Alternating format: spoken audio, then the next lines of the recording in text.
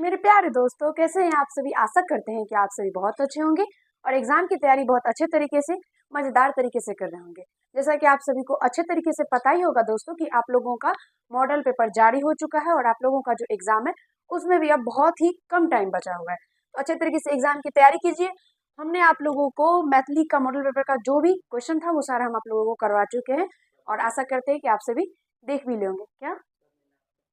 और अब हम लोग जो है हिंदी का कर रहे हैं, जिसमें कि मैंने आप लोगों को पहला जो पार्ट था, यानी पहला वीडियो मैंने आप लोगों को 1 से लेकर 50 तक हिंदी का करवाया था और आज हम लोग 50 से आगे 51 से 100 तक करेंगे। ठीक है, उसके बाद इसका भी हम लोग सब्जेक्टिव करके इसको खत्म कर देंगे। ठीक है, उसके बाद आप लोगों को अच्छे तरीके से पता होगा कि आप लोगों के जो गुरुजी हैं वो आप लोगों को मैथ और साइंस करवाते हैं। तो मैथ और साइंस का आप लोगों के गुरुजी आपको मॉडल पेपर करवा देंगे, उसमें आप लोगों का मैथ जो है वो कंप्लीट हो चुका है। तो आप लोग एक बार जाके देख लीजिएगा, आप लोगों को अच्छे तरीके से समझ में आएगा। ठीक है, चलिए अब हम लोग स्टार्ट करते हैं और क्वेश्चन नंबर जो 51 है वहां से हम लोग मॉडल पेपर यानी हिंदी का जो क्वेश्चन नंबर 51 है मॉडल पेपर का, वहां से आज हम लोग करेंगे। ठीक है, और जो भी 50 तक नहीं देखे हो एक बार जाके प्लीज आप लोग देख लीजिएगा, कोई भी प्रकार का दिक्कत आप लोगों को नहीं होगा, होगा तो कमेंट कर दीजिएगा। देखिए 51 नंबर क्वेश्चन ये रहा, हाथ कंगन को आरसी क्या, इस लोकोक्ति का क्या अर्थ होता है। ये यहाँ पे जैसे कहावत बोल सकते हैं, कहावत है और इसका अर्थ क्या होता है वो यहाँ पे पूछा गया। जैसे कि आप लोगों के भी घर में मम्मी होगी, दादी होगी, तो वो ऐसे बोलती है कुछ कुछ ऐसा छोटा छोटा बात में वो मुहावरा टाइप से बोल देती है, जो कि आप लोगों को और हम लोगों को समझ मतलब हमको और आप लोगों को समझ में नहीं आता है। लेकिन वो जो जो बोलती है ना मम्मी या फिर दादी, तो उसका कुछ विशेष अर्थ निकलता है। उसी तरीके से ये लोकोक्तियां होता है। ठीक है, तो यहाँ पे हाथ कंगन को आरसी क्या, इसका अर्थ देखिए, नुकसान के बिना काम हो जाना, प्रत्यक्ष के लिए प्रमाण क्या, तीसरा है कठिन काम संपन्न करना, काम क्या है, कम लाभ अधिक खर्च। इसका राइट आंसर जो है ना वो ये हो जाएगा बी नंबर, प्रत्यक्ष के लिए प्रमाण क्या। क्या है, हाथ कंगन को आरसी क्या, प्रत्यक्ष प्रमाण के लिए, सॉरी प्रत्यक्ष के लिए प्रमाण का, यानी ऐसे भी हम लोग बोल सकते हैं जो कि सामने सामने में सबको दिख रहा है, हाँ यही है, यही सच है, तो इसके लिए प्रमाण की क्या आवश्यकता है, इसके लिए प्रमाण हम क्या पेश करेंगे। इसका अर्थ यही हुआ, तो ऑप्शन नंबर बी इसका करेक्ट हो जाएगा, ऑप्शन नंबर बी मारिएगा। देखिए 52 नंबर क्वेश्चन देखिए, तू जिंदा है तो डैश शीर्षक कविता के कवि कौन है। यहाँ पे कवि के बारे में पूछा गया और आपका जो ये चारों ऑप्शन है दोस्तों, इस चारों ऑप्शन में से एक भी ऑप्शन आपके इस तू जिंदा है तो जिंदगी की जीत में यकीन करने, इस कविता के किसी भी कोई भी कवि यहाँ पे ऑप्शन में नहीं दिया गया। यानी इस चारों ऑप्शन में जो भी कवि आपके दिए गए हैं, इसमें से एक भी कवि ऐसा नहीं है जो तू जिंदा है तो के लेखक है, यानी इस कविता के लेखक है।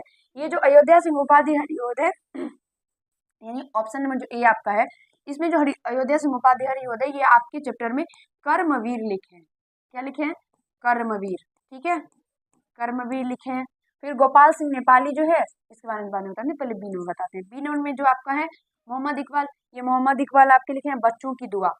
क्या लिखे हैं, बच्चों की दुआ। ठीक है, आप लोगों को लेखक याद रखने हैं, बच्चों की दुआ। ठीक है, उसके बाद देखिए तीसरा जो गोपाल सिंह नेपाली है, ये गोपाल सिंह नेपाली आपके लिखे हैं क्या कहते हैं इसको, ये गोपाल सिंह नेपाली आपके लिखे हैं वो खुशबू रचते हैं आज शायद लिखे हैं, नहीं नहीं, अरे इसका याद नहीं आ रहा, ये शायद गोपाल सिंह नेपाली शायद आपके पीपल लिखे हैं। ठीक है, और ये अरुण कमल जो है ये भी कुछ, अरे ये दोनों का कंफ्यूजन हो रहा है, कुछ ऐसा है। देखिए देखो दोनों में वो कंफ्यूजन हो रहा है, हम आपको आगे अगर याद आएगा तो बता देंगे। वैसे आप लोगों को सारे लेखक के नाम याद रखने हैं, अभी जस्ट यहाँ था, जस्ट भूल गया। देखिए 53 नंबर क्वेश्चन देखिए, ईदगाह शीर्षक कहानी में दुकानदार से बड़ी मुश्किल से मोल भाव करके हामिद ने चिमटा कितने पैसे में लिए थे। देखिए हामिद जो है, सबसे पहले यहाँ पे से बहुत क्वेश्चन आता है। ठीक है, ये ईदगाह से लिया गया, ये जो आपका जो मतलब क्वेश्चन है ईदगाह चैप्टर से है, और ईदगाह में ही जो हामिद होता है वो दुकानदार से बहुत मोल भाव कर करके चिमटा खरीदता है। तो यहाँ पे पूछा गया वो कितने पैसे में खरीदता है, तो वो 3 पैसे में खरीदता है। ठीक है, 3 पैसे में, क्योंकि उस हामिद के पास केवल और केवल 3 ही पैसे थे, केवल और केवल उनके पास 3 ही पैसे थे, और वो बच्चा कितने साल का था, वो बच्चा जो है वो 4 से 5 साल का बच्चा है, ये भी याद रखिएगा, वो 4 से 5 साल का बच्चा है। ठीक है, और ये जो है अनाथ है ये बच्चा, क्योंकि हामिद जो है अनाथ है, और कि दादी का नाम क्या है, दादी का नाम अमीना है। कुछ क्वेश्चन आप लोगों को याद रखना है, दादी का नाम अमीना है। ठीक है, और इनके पास 3 पैसा था और ये 4-5 साल का लड़का था। ठीक है, और उसके बाद ये ईदगाह के लेखक कौन है, ईदगाह के लेखक प्रेमचंद्र है, प्रेमचंद्र। ठीक है, ये इतना बस बस छोटा चीज है, इतना बस याद रखिएगा। उसके बाद इससे और क्वेश्चन आएगा कि ईदगाह, इसका मैंने आप लोगों को चैप्टर भी पढ़ाया है हिंदी में, तो आप लोग देख लीजिएगा। पूछेगा कि ईदगाह में नमाज पढ़ने के बाद सभी लोग क्या कर रहे थे, सभी लोग आपस में गले मिल रहे थे। ये सारे क्वेश्चन नॉर्मल है, ये सब पूछे जाते हैं इस चैप्टर से। 54 नंबर देखिए, ईदगाह शीर्षक कहानी में नमाज खत्म होने के बाद लोग क्या कर रहे थे। देखिए जस्ट आगे ये क्वेश्चन, ईदगाह शीर्षक कहानी में नमाज खत्म होने के बाद लोग जो है आपस में गले मिल रहे थे। ठीक है, याद रखिएगा, आपस में सभी लोग गले मिल रहे थे। ऑप्शन नंबर सी करेक्ट हो जाएगा। ठीक है, आगे देखिए 55 नंबर क्वेश्चन। चलिए यहाँ से देखिए 55 नंबर क्वेश्चन ये रहा। कवि के अनुसार वह कौन होते हैं जो अपने काम के द्वारा दूसरे के लिए भी उदाहरण बन जाते हैं। देखिए कवि के अनुसार ऐसा कौन होता है जो कि अपना काम करके किसी और के लिए उदाहरण बन जाता है। जैसे कि आप लोगों को भी अच्छे तरीके से कभी कभी मम्मी के, अपने माँ के मुँह से सुनने के लिए मिला होगा। माँ बोलती है कि उसकी जो बेटी है ना वो बहुत अच्छी है, वो सारा काम करती है, पढ़ाई भी करती है, लेकिन तुम हो कुछ नहीं करते हो। इस तरीके से मतलब किसी और का उदाहरण देती रहती है बात बात में। तो उसी तरीके से जो कर्मवीर व्यक्ति होते हैं, कहाँ गया, जो कर्मवीर व्यक्ति होते हैं, वो कर्मवीर व्यक्ति जो होते हैं उसका उदाहरण जो है, मतलब कर्मवीर व्यक्ति किसी और का उदाहरण बन जाते हैं, क्योंकि उसका काम ही कुछ ऐसा होता है कि कोई और उसको उदाहरण के रूप में किसी और के लिए प्रयोग करता है। तो ऑप्शन नंबर डी मारिएगा। 56 नंबर क्वेश्चन देखिए, विभव शब्द का अर्थ होता है, विभव शब्द का ऐश्वर्य होता है। विभव शब्द का अर्थ क्या होता है, ऐश्वर्य होता है। याद रखिएगा, ऑप्शन नंबर ए। अब देखिए 57 नंबर क्वेश्चन क्या है। 57 नंबर क्वेश्चन है, बाल गोविंद भगत शीर्षक पाठ साहित्य की किस विधा में रचित है। यानी बाल गोविंद भगत के लेखक कौन है, ये याद आप लोगों को रखना है कि बाल गोविंद भगत के लेखक कौन है। बाल गोविंद भगत के लेखक है राम वृक्ष, लिख देते हैं हम, राम वृक्ष बेनीपुरी, पानीपुरी नहीं बेनीपुरी। ठीक है, राम वृक्ष बेनीपुरी। और ये बाल गोविंद भगत के लेखक राम वृक्ष बेनीपुरी। और ये पूछा गया कि साहित्य की कौन सी विधा है, ये कौन सी विधा है, तो ये रेखा चित्र है। बाल गोविंद भगत क्या है, रेखा चित्र है। ठीक है, आप लोगों को बाल गोविंद भगत से कुछ क्वेश्चन याद रखने हैं। जैसे कि बाल गोविंद भगत को कौन से मास पसंद थे, तो उनको कार्तिक मास पसंद था, कार्तिक मास, याद रखिएगा। उसके बाद उनका जो प्रभातियां है कब शुरू होती है, उनका प्रभातियां जो है वो मतलब सुबह सुबह शुरू होता था, सुबह सुबह। ठीक है, सुबह में वो गाते थे और कार्तिक मास में, याद रखिएगा। ठीक है, उसके बाद पूछा जाएगा कि कितना कोस पैदल चल के वो गंगा स्नान के, मतलब प्रत्येक वर्ष वो कहाँ जाते थे, तो वो प्रत्येक वर्ष बाल गोविंद भगत जो थे वो प्रत्येक वर्ष गंगा स्नान जाते थे। कितना कोस चल के, तो 30 कोस, 30 कोस या 3 कोस, 30 कोस, शायद 30 कोस है, तो वो 30 कोस चल करके पैदल गंगा स्नान जाते थे। ठीक है, याद रखिए, कुछ क्वेश्चन आप लोगों को याद रखने हैं बाल गोविंद भगत से। उसके बाद पूछा जाएगा बाल गोविंद भगत के कितने बेटे थे, एक। ठीक है, उनकी पुतोह किस स्वभाव की थी, तो उनकी पुतोह जो थी वो सुशील थी, और बोल सकते सुशील थी, बहुत अच्छी थी, मतलब बदमाश टाइप की नहीं थी। ठीक है, बस इतना ही याद रखिएगा। फिर एक चीज और पूछा जाएगा, बाल गोविंद भगत का जो बेटा था वो किस टाइप का था, तो मंद बुद्धि था वो, बस ऐसे बोल सकते हैं, और वो बहुत कम उम्र में ही मर गया था। और एक चीज और पूछा जाएगा, जो बाल गोविंद भगत अपने बेटे को किससे मुखाग्नि दिलवाया था, तो वो अपनी पुतोह से मुखाग्नि दिलवाते, क्योंकि वो जो और सब जो भी होते समाज में उससे वो बिल्कुल अलग थे, वो उनका बल अलग अंदाज था। एक और क्वेश्चन पूछा जाएगा कि बाल गोविंद भगत मतलब किसको अपना साहब मानते थे, तो वो कबीर को अपना साहब मानते थे। और भी कुछ क्वेश्चन है, वो किस टाइप का कमली ओढ़े रहते थे, तो काली कमली ओढ़े रहते थे। ये सारे क्वेश्चन याद रखने आप लोगों को, नॉर्मल क्वेश्चन है। 58 नंबर क्वेश्चन के, बाल गोविंद भगत शीर्षक पाठ के रचयिता कौन है, जस्ट मैंने आप लोगों को बताया, Ram Vriksh Benipuri. Option number B मारिएगा। ठीक है, प्रेमचंद्र ईदगाह के है। देखिए 59 नंबर क्वेश्चन है, पठित पाठ के लेखक के अनुसार छोटा नागपुर में कई दर्शनीय झरने हैं, कई दर्शनीय झरने हैं, उनमें से कौन सबसे निराला है। देखिए जो पठित पाठ है ये कहाँ से, सबसे पहले देख लीजिए किस पाठ के बारे में बात करें, तो ये हुनरू का झरना के बारे में, सॉरी जल प्रताप के बारे में यहाँ पे बात हो रही है, यानी इसी चैप्टर से लिया गया। अब देखिए छोटा नागपुर में जो है वो कई तरह के झरने हैं, मतलब कई तरह के देखने वाले झरने, मतलब अलग अलग प्रकार के बहुत अच्छे अच्छे बहुत सारे झरने हैं, लेकिन उनमें से सबसे ज्यादा निराला कौन से है, यानी सबसे सुंदर कौन सा है, तो वो हुनरू का झरना है। याद रखिएगा, ऑप्शन नंबर डी मानिएगा। आगे देखिए, चलिए 60 नंबर क्वेश्चन देखिए। 60 नंबर क्वेश्चन है, पठित पाठ के आधार पर बताइए कि किसने कहा कि साध्य की पवित्रता एवं महत्ता तभी है जब उसका साधन भी महान हो। देखिए पाठ के आधार पर कहा रहा है यहाँ पे बताने के लिए कि किसने कहा था कि साध्य की पवित्रता और महत्ता तभी है जब उसका साधन भी महान हो। तो ये जो है ना, ये हमको लग रहा है कि ये मोहम्मद इकबाल के द्वारा लिखा गया है। ठीक है, तो ऑप्शन नंबर डी। देखिए तो सही मारे हैं ना बाबू आप लोग, अच्छे से देखिए। हेलो, रहने दीजिए, आपको तो ध्यान ही नहीं है यहाँ पे। कहाँ है आप? हेलो, देख लीजिएगा सही मारे कि नहीं मारे, मतलब देखिए ना, गलत हो जाएगा। 61 नंबर क्वेश्चन देखिए, कवि बिहारी की नायिका ने किस कारण से नायक कृष्ण की मुरली छुपा कर रख लिया? तो देखिए, कवि बिहारी जो ये इन्होंने जो आपके मतलब चैप्टर में जो रचना की है वो कृष्ण भगवान पर आधारित है। और उस रचना में जो है, जो कृष्ण भगवान है, कृष्ण भगवान उनका जो मुरली है, हाँ, ये नहीं है।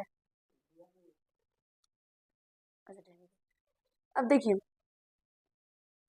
ये देखिए कहाँ है, 61 नंबर देखिए, बिहारी की, अरे यार क्या बोले थे, फिर से क्वेश्चन देखिए, ठीक है, फिर ये भूल गए बीच में। अब देखिए, 61 नंबर क्वेश्चन देखिए, कवि बिहारी की नायिका ने किस कारण से नायक कृष्ण की मुरली चुरा ली? देखिए, ये जो कवि आपके बिहारी है वो इस आपके जो बुक में वो कृष्ण भगवान पे लिखे हैं, जो आपका जो रचना है वो कृष्ण भगवान पे आधारित है। तो यहाँ पे कृष्ण भगवान का जो मुरली है वो गोपी सब छुपा कर रख लेती थी। क्यों छुपा कर रखती? ताकि वो जो मुरली अगर छुपाएगी तो उससे वो बात करेगी, आपको चाहिए, वैसे बच्चा से बात करने में कितना अच्छा लगता है, आपको चाहिए मुरली, क्यों चाहिए, ऐसे वो फलना चाहिए ना, मतलब बात करने के बात करने के उद्देश्य से वो रखते थे। यहाँ पे देखिए, बातचीत करने के आनंद के लोभ से, तो ऑप्शन नंबर सी इसका करेक्ट हो जाएगा। ठीक है, आगे क्वेश्चन आप लोग देखिए। देखिए 62 नंबर क्वेश्चन देखिए, आंसर दीजिए, हम एक सेकंड आते हैं।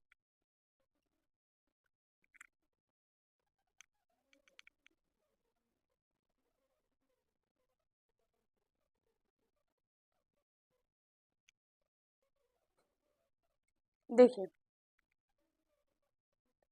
हाँ, 62 नंबर क्वेश्चन देखिए, निम्न में से किस कवि के दोहे सागर में गागर भरने की बात करते हैं? तो सागर में जो गागर भरने की बात करें वो कौन से कवि है? तो वो बिहारी है, ऑप्शन नंबर बी करेक्ट हो जाएगा। नरोत्तम दास क्या लिखे हैं बाबू? नरोत्तम दास सुदामा चरित्र लिखे हैं।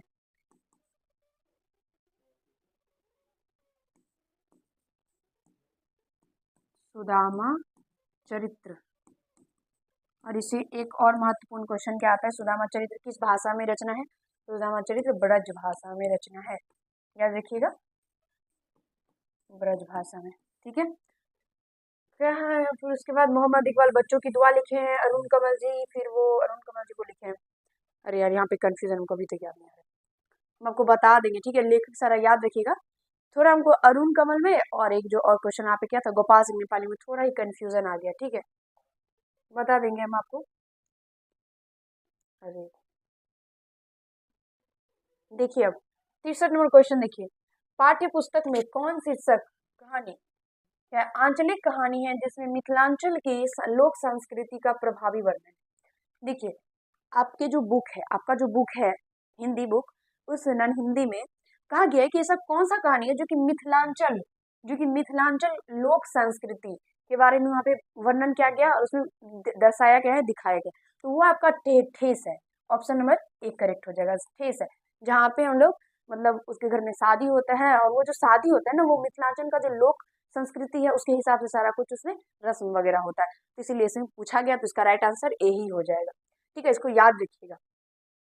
अब देखिए, एक चीज और पूछा जाएगा, ईदगाह कहानी में जो हामिद होता है, हामिद होते हैं ना, ये पूछा जाएगा ईदगाह कहानी किस पर आधारित है? तो ये बाल मनोविज्ञान पर आधारित है, याद रखिएगा बाबू, ये क्वेश्चन बहुत इंपॉर्टेंट है, ये आपको याद रखना है।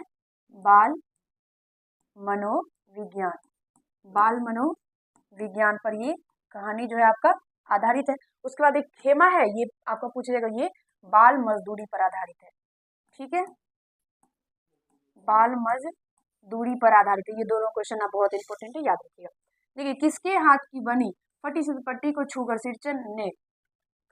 सिरचन कसम खाता है कि अब यह काम नहीं करूंगा।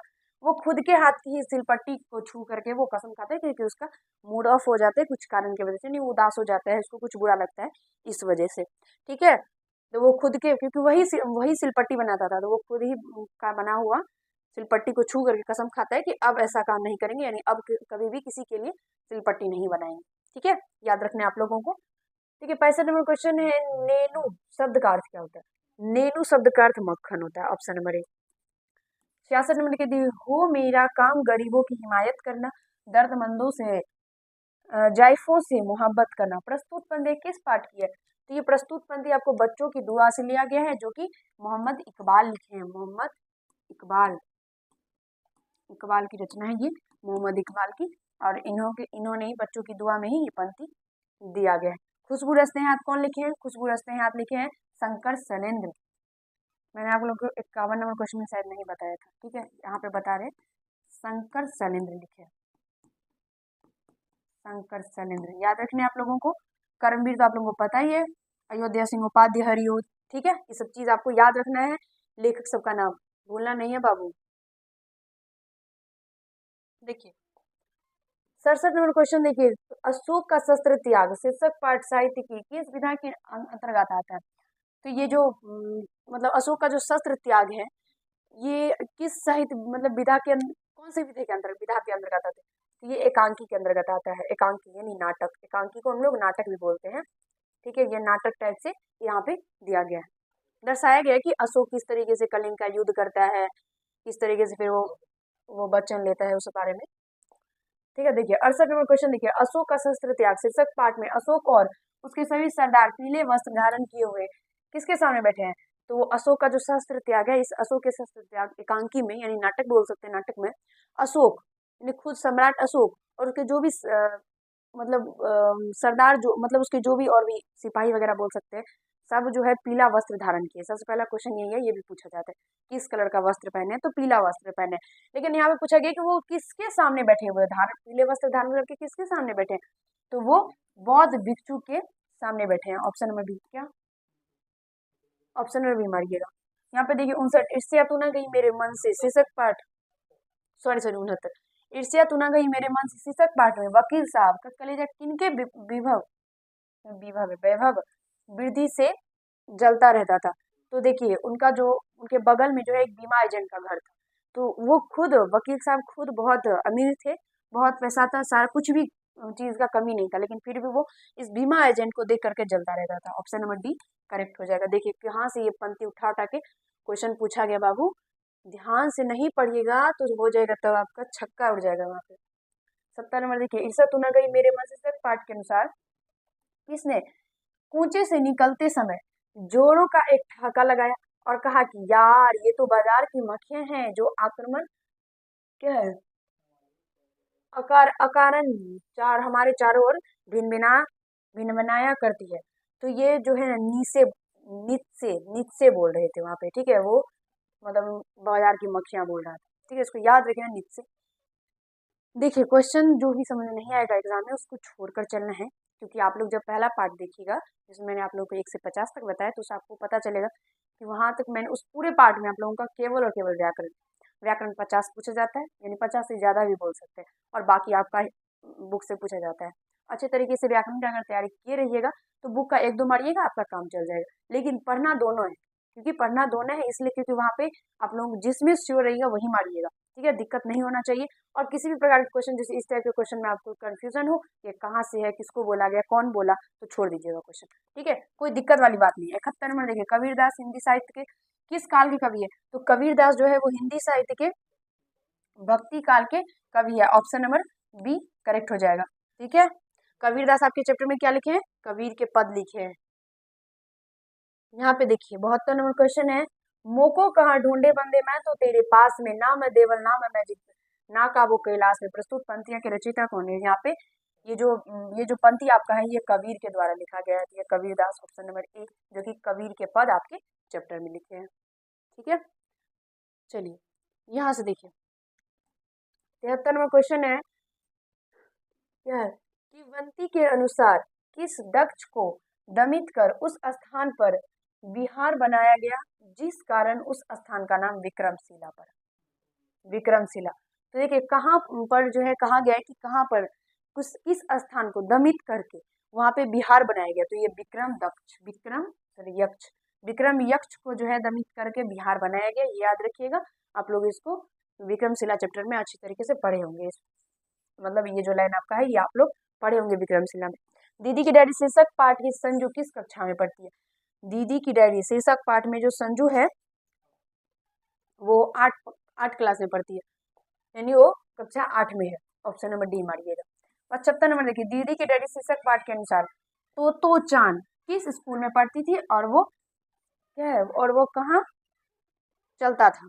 अच्छा वो स्कूल जो है मतलब तो चांद याद रखिएगा, तो चांद कहाँ की है? ये तो चांद जो है एक कहाँ कह रहा, भूल जा रहे, फिर भूल, ये शायद ये नेपाली लड़की है, ठीक है। और ये जो लड़की है, ये लड़की बोलेगा कहाँ पढ़ती है, वो किस स्कूल में पढ़ती है, और वो जो मतलब वो जो स्कूल है वो कहाँ है, तो वो रेल की छत, रेल के 6 डिब्बे में, रेल के 6 डिब्बे में वो पढ़ती है, और वहीं पे वो स्कूल भी है। Option number B. क्वेश्चन कहाँ कहाँ से दिया गया है जिसका जवाब नहीं है। जिसमें भी कंफ्यूजन हो बाबू उसको छोड़ दीजिएगा, लेकिन गलत करके मत आइएगा एग्जाम में, ठीक है। क्वेश्चन आसान है सर, बल्कि बीच बीच से उठा उठा के दे दिया कि इतना कंफ्यूजन ही हो जाएगा। देखिए यहाँ से 76 नंबर, पीपल शीर्षक कविता के कवि कौन है, पीपल, पीपल के कवि गोपाल सिंह नेपाली। अभी हम आपको बोल रहे थे वहाँ पे कि पीपल साइड लिखे हैं, ऑप्शन नंबर ए मारिएगा, ठीक है। हाँ, बाकी सब के बारे में आपको बता ही चुके हैं, तब से बता रहे हैं। 77 नंबर देखिए, कवि क्या है, पीपल शीर्षक कविता के अनुसार कौन रात भर रो रो कर भोर कर देता है, चकोर, चकोर जो है वो रात भर रो रो कर भोर कर देता है, याद रखिएगा, ऑप्शन नंबर बी मारिएगा। आगे आ जाइए, यहाँ से देखिए 78 नंबर क्वेश्चन, देखिए 78 नंबर, दीनबंधु निराला शीर्षक पाठ किस प्रतिष्ठित साहित्यकार पर लिखा गया है, Suryakant Tripathi Nirala. Option number A, Suryakant Tripathi Nirala ही इसका राइट आंसर हो जाएगा, ठीक है। याद रखिएगा, पढ़िएगा तो आपको अच्छे से समझ में आ जाएगा। इस चैप्टर को पढ़ लीजिएगा, ये बहुत अच्छे कवि थे, ठीक है, बहुत अच्छे कवि, आदमी, जो भी बोलिएगा, बहुत अच्छे थे ये। उसके 7 पन्ना 79 देखिए, दीनबंधु निराला शीर्षक पाठ के लेखक कौन है, दीनबंधु निराला शीर्षक पाठ के लेखक है Acharya Shiv Pujan Sahay, option number C correct answer है इसका हो जाएगा। 80 नंबर क्वेश्चन देखिए, 80 नंबर, 80 देखिए, खेमा शीर्षक कहानी किस सामाजिक कुप्रथा को उभारने वाली कहानी है, तो ये जो है बाल मजदूरी पर आधारित कहानी है। हम आपको इससे पहले भी बता चुके हैं। ये बच्चा होता है, ये बहुत छोटा होता है, सर 8-9 साल का बच्चा होता है या 7-8 का होगा, इसी मतलब इसी एज का बच्चा होता है, बहुत छोटा होता है, यानी तो काम करने वाला एज इसका नहीं होता। और ये जो है कसारा इसका होटल मालिक था, होटल मालिक का नाम क्या है, कसारा, कसारा ये भी पूछा जाएगा, ठीक है। ये कसारा के होटल पे काम करता है, वो इतना ही बेकार आदमी होता है कि मतलब उसको इतना बहुत परेशान करता है, बहुत ज्यादा परेशान करता है, ये करो वो करो, और बहुत इसको परेशान करता है, बहुत टॉर्चर करता है। ये बच्चा होता है बेचारा, ये रोता रहता है हमेशा, और मतलब इसके पापा इसको बेच दिए होते हैं इस टाइप से, ठीक है। तो ये अपने घर भी नहीं जा पाता है, और इसका जो भी काम होता है सारा वो करता है, और जो भी सुनना पड़ता है वो सुनता भी है बेचारा। देखिए यहाँ से 81 नंबर क्वेश्चन है, खेमा शीर्षक पाठ में मुक्ता काशी होटल का मालिक, अभी जस्ट मैंने आप लोग बताया ना, मुक्ता काशी होटल के मालिक कौन है, कसारा है, ठीक है। और इसी होटल पे खेमा जो है वो काम करता है, और ये होटल का नाम भी आप लोगों को पूछा जाएगा कि कसारा की होटल का नाम क्या है, या फिर खेमा जिस होटल पे काम करता था उस होटल का नाम क्या, तो मुक्ता काशी होटल। ये आप लोगों को पहले ही पता चल जाएगा जब आप इस चैप्टर को पढ़िएगा। बाकी ये चैप्टर बहुत मजेदार है, बहुत अच्छा है। 82 नंबर क्वेश्चन देखिए, कवि अरुण कमल के अनुसार गंदे मोहल्ले के लोग क्या करते हैं, देखिए ये करुण अरुण कमल जो है ये खुशबू रचते हाथ लिखे हैं, खुशबू रचते हैं हाथ, रचते, रचते हैं हाथ, खुशबू रचते हैं हाथ। और यहाँ पूछा गया अरुण कमल के अनुसार जो मोहल्ले मतलब गंदे मोहल्ले के जो लोग होते हैं वो अगरबत्तियां बनाते हैं, अगरबत्तियां, ऑप्शन नंबर सी। और जो अगरबत्ती बनाते हैं उसका हाथ पूरा बोल सकते हैं खट कट फिट जाता है पूरा, मतलब अजीब टाइप से हो जाता है। और अरुण कमल क्या लिखे हैं, खुशबू रचते हैं हाथ लिखे हैं। गोपाल सिंह नेपाली क्या लिखे हैं, तो गोपाल सिंह नेपाली जो है वो आपके पीपल लिखे हैं। 83 नंबर देखिए, कवि अरुण कमल के अनुसार उभरी नसों वाले हाथ, घिसे नाखूनों वाले हाथ, गंदे फिटे हाथ, जख्मों से फटे हुए हाथ क्या करते हैं, तो वो खुशबू रचते हैं, यानी अगरबत्ती बनाते हैं। जो भी अगरबत्ती बनाते हैं वो इसी टाइप का उसका हाथ हो जाता है, पूरा नस वस पूरा निकल जाता है, नाखून से पूरा घिस जाता है, और वो इतना खुशबूदार अगरबत्ती का निर्माण करता है। 84 नंबर क्वेश्चन देखिए, पठित पाठ के आधार पर बताएं कि कौन नरेगा कार्यस्थल के ठेकेदार के सामने बच्चों को की जुलूस की नेत्री के रूप में तन कर खड़ी हो गई। अच्छा, ये जो आपका जो चैप्टर है ये कहाँ से लिया गया है, ये जो है ना, ये कदम, कदम जो है ना वो कदम ही खड़ी हो गई थी वहां पे सबके सामने में, मतलब बहुत हिम्मत वाली लड़की थी, ये बहुत अच्छी लड़की थी। तो कदम ऑप्शन नंबर ए मारिएगा। 85 नंबर हौसले की उड़ान, हाँ ये हौसले की उड़ान से लिया गया है। हौसले की उड़ान शीर्षक पाठ के अनुसार कदम बड़ी होकर क्या बनना चाहती है, तो वो बड़ी होकर डॉक्टर बनना चाहती है, ऑप्शन नंबर ए। और जो गुड़िया है ना, ये गुड़िया बड़ी होकर अध्यापक बनना चाहती थी। ये मतलब कदम और गुड़िया दोनों के बारे में हौसले की उड़ान में ही पढ़ते हैं। ये दोनों बच्ची बहुत अच्छी है। देखिए यहाँ पे 86 नंबर, जननायक कर्पूरी ठाकुर के पिताजी का नाम, जननायक कर्पूरी ठाकुर के पिता का नाम गोकुल ठाकुर था, option number B. 87 number question देखिए, जननायक कर्पूरी ठाकुर शीर्षक पाठ साहित्य किस विधा में रचित है? तो ये जीवनी है। जननायक कर्पूरी ठाकुर जो है ये जो लिखे है ना, जननायक कर्पूरी ठाकुर, ये क्या है, आचार्य शिव पूजन साहित्य जो लिखे हैं जननायक कर्पूरी ठाकुर, इसके बारे में ये जीवनी है। और ये किस पे लिखा गया? सूर्यकांत त्रिपाठी पे। ठीक है, यहाँ देखिए तो हम आपको पहले ही बता चुके। ऑप्शन नंबर ए हो जाएगा करेक्ट आंसर। यहाँ से देखिए 88 नंबर है, कल्पतरु शब्द का अर्थ।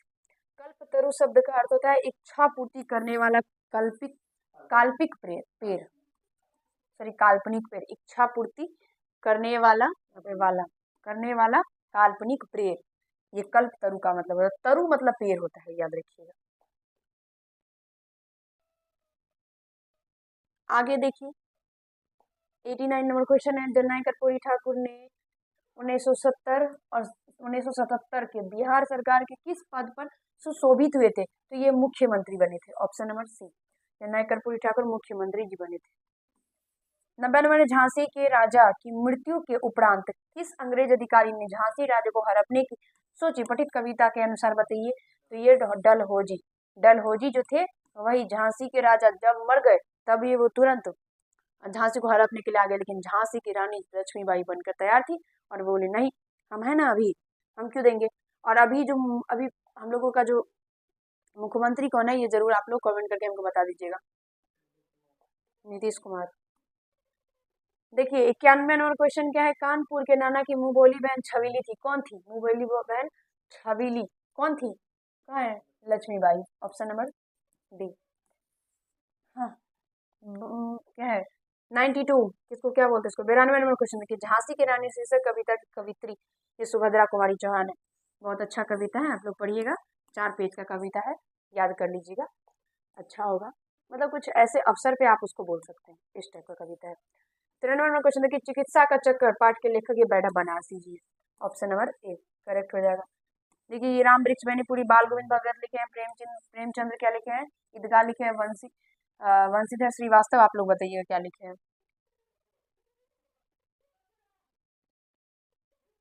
आगे देखिए 94 नंबर क्वेश्चन है, चिकित्सा के चक्कर शीर्षक पाठ के अनुसार डॉक्टर चूहानाथ कतरजी, देखिए डॉक्टर चूहानाथ कतरजी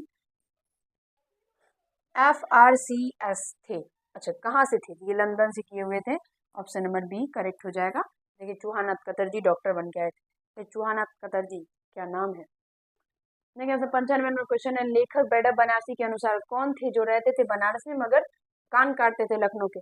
कौन थे जो कि रहते थे बनारस में लेकिन कान काटते थे कहाँ का? लखनऊ का। तो वो कहाँ है? हकीम साहब, ऑप्शन नंबर डी। यानी नॉलेज अच्छा होगा, मुहावरा टाइप से हुआ बाबू, ठीक है, सोचिएगा नहीं उतना कैसे कान काट सकता है वो इतना दूर से। देखिए 96 नंबर क्वेश्चन देखिए क्या है, प्रादुर्भाव शब्द का अर्थ क्या होता है? तो इसका अर्थ होता है सावधानी प्रकट होना, क्या है, नरो क्या है, तरोताजा समाचार। तो इसका इसका अर्थ जो होता है ना, ये प्रकट होना होता है, ऑप्शन नंबर बी। ठीक है, देखिए 97 पठित पाठ के अनुसार आधार पर बताइए किसने सुदामा को द्वारिकाधीश श्री कृष्ण से मिलने जाने के लिए विवश किया था, यानी बोला था, बहुत जिद करके कौन भेजा था? तो जो सुदामा की जो पत्नी थी, क्या नाम था सुदामा की पत्नी का? सुदामा की जो पत्नी थी ना, उन्होंने ही भेजा था उनको, सुदामा को। बोलिए ना क्या नाम था सुदामा? सब यशोद, क्या नाम है इसका, भूल गए। सुदामा की जो पत्नी है ना, वही बहुत जिद करके अरे जाइए ना, आपकी मित्र है, आपका मदद करेंगे, क्योंकि ये बहुत गरीब थे, बहुत गरीबी नहीं बोले दलित बोलिए, पूरा इतना गरीब थे जिसका जवाब नहीं। ऊपर से स्वाभिमानी थे, 5 घर में ही मांगना है, अब मिला तो मिला, नहीं मिला तो नहीं मिला, इस टाइप से। अगर ये मतलब भगवान के बहुत अच्छे भक्त थे, बाद में इतना चकाचक हो गया कि जिसका जवाब ही नहीं है। 98 नंबर क्वेश्चन देखिए, सुदामा चरित्र क्या है शीर्षक की काव्य भाषा, भी मैंने जस्ट आप लोगों को बताया था, ये ब्रज भाषा, ऑप्शन नंबर 1 करेक्ट हो जाएगा। आगे क्वेश्चन चलिए, आइए देखिए यहाँ पे 99 नंबर क्वेश्चन है, सुदामा चरित्र शीर्षक कविता के कवि कौन है? सुदामा चरित्र शीर्षक कविता के कवि है नरोत्तम दास। कहाँ गया? ऑप्शन नंबर सी मारिएगा। यहाँ पे देखिए हरिओद है, हरिओद का मतलब क्या हुआ? अयोध्या सिंह उपाध्याय हरिओद, जो कि करमवीर लिखे हैं, बिहारी के दोहे लिखे हैं कविदास, कवि के पद लिखे हैं। 100 नंबर क्वेश्चन देखिए, रा भट्ट हिरण के बच्चे को शीर्षक कविता के अनुवादक कौन है? रा भट्ट हिरण के बच्चे, इसके जो कविता के अनुवादक कौन है? तो ये अनुवादक है राजेंद्र प्रसाद मिश्र। राजेंद्र प्रसाद मिश्र जो है रा भट्ट हिरण के बच्चे जो शीर्षक पाठ है इसके अनुवादक है। मानिएगा ऑप्शन नंबर डी। आगे देखिए दोस्तों, यहाँ पे हम आपको कुछ बता देते हैं, बाकी इसके विषय में हम आगे बात करेंगे। देखिए अच्छे से देखिए, अब आगे आपका क्या, देखिए यहाँ पे क्या लिखा है, विषय निष्ठ प्रश्न। विषय निष्ठ प्रश्न आ गया, ठीक है। निम्नलिखित गद्यांशों में से किसी एक गद्य को पढ़कर प्रश्नों के उत्तर देना है। सिंपल है बाबू, सिंपल क्वेश्चन है। यहाँ पे इसको पढ़ लेना है और पढ़ने के बाद देखिए, इसको पढ़ने के बाद यहाँ पे आप लोगों का क्वेश्चन है 1 2 और 2 और नीचे होगा, अच्छा 5 है, तो 4 यहाँ 5 क्वेश्चन है, इस सारे का आंसर देना है। नॉर्मली है, आप लोग पढ़ के आंसर दे सकते हैं, बहुत आसान है। और देखिए आप लोग देखिएगा तो मजा आ जाएगा। इसका नंबर देख लीजिए कितना नंबर मिलेगा, ये देखिए कितना नंबर है यहाँ पे, 10 नंबर मिलेगा। क्योंकि 10 नंबर कैसे मिलेगा, क्योंकि 2 गद आप लोगों का दिया रहता है, गद्यांश दिया रहता है, एक ये रहा है ना, ख है ना। और इसमें भी आप लोगों के 5 क्वेश्चन होंगे, देखिए 3 4 5 क्वेश्चन है, दोनों को बनेगा नॉर्मली, आराम से बनेगा भी, और आंसर भी आप लोग अच्छे से दीजिएगा। हम आपको नेक्स्ट वीडियो में सारे क्वेश्चनों का आंसर भी सोचेंगे कि आपको समझा दे कम से कम।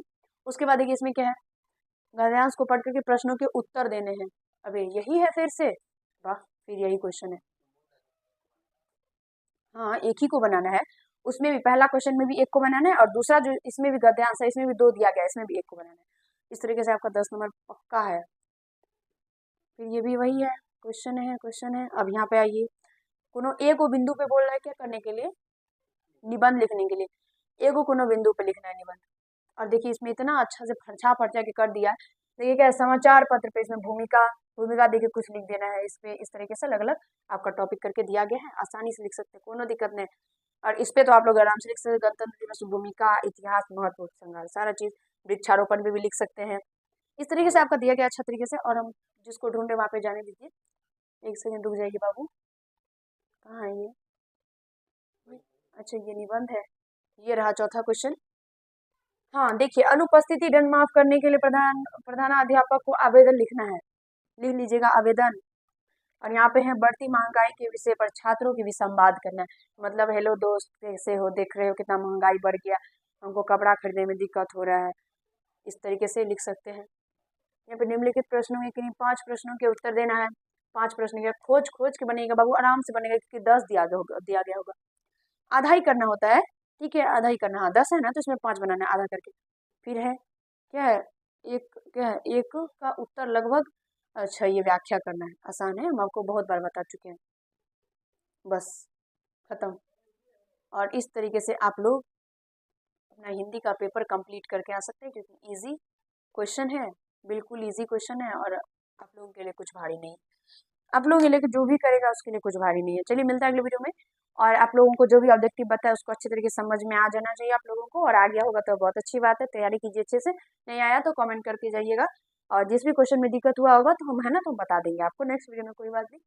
चलिए, और हमसे कोई अगर मिस्टेक हो गया होगा तो वो भी कमेंट करके जाइएगा, हम देख लेंगे कहाँ पे हमारा मिस्टेक हुआ है। चलिए मिलते हैं अगले वीडियो में। हर कोई खुश रहिएगा, व्यस्त रहिएगा, और एग्जाम की तैयारी बहुत अच्छे तरीके से कीजिएगा।